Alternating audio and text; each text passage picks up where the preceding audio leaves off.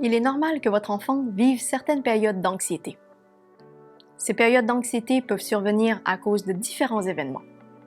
Un changement d'école, la perte d'un ami, un deuil, une séparation, un déménagement, l'entrée à la maternelle ou au secondaire, etc.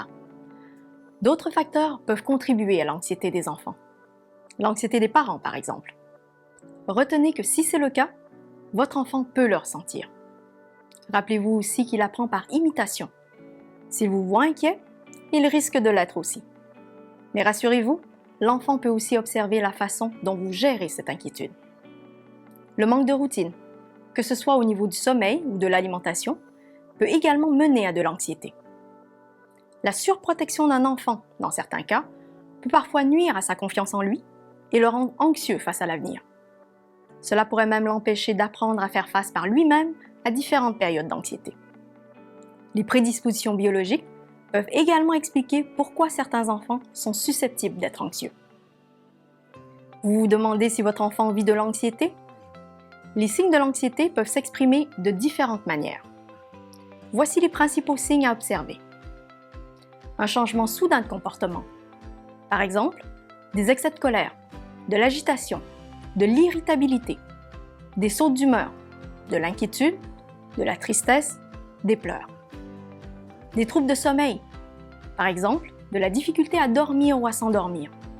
Des cauchemars, le refus d'aller au lit, la peur de se coucher seul. Des symptômes physiques, par exemple, des maux de ventre, de tête, de cœur ou des tensions. Un besoin constant d'être rassuré. Par exemple, le besoin d'être en votre présence ou à proximité.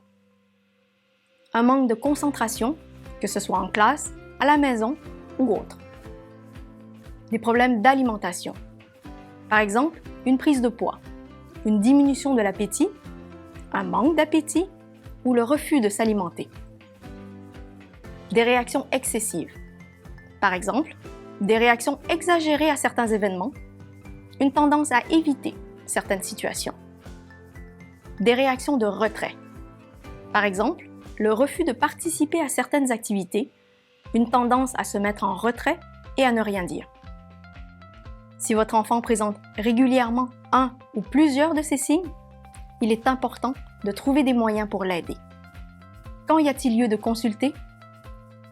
Vous avez aidé votre enfant et malgré tout, vous observez qu'il a de la difficulté à accomplir ses activités quotidiennes, qu'il vit une détresse difficile à apaiser, que son état affecte la vie familiale, alors n'hésitez pas et allez chercher du soutien auprès d'un professionnel de la santé.